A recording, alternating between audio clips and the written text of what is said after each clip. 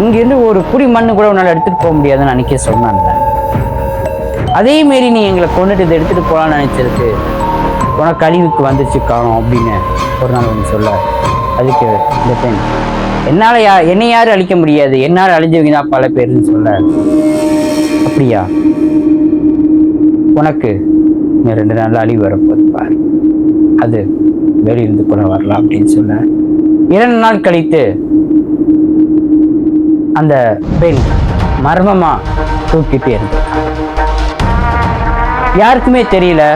ஆனா அடுத்த நாள் போலீஸ் அங்க வந்து ஊரையும் அந்த பங்களாவையும் பார்த்து ஊர் மக்களையும் இவங்களையும் யார் அழிச்சாங்க, இதுக்கு கேள்வி எதுவும் கிடையாதுங்க, இந்த வீட்டுக்குள்ள யாரும் போகக்கூடாதுன்னு சொல்லி சும்மா பூட்டிட்டு போனாங்க.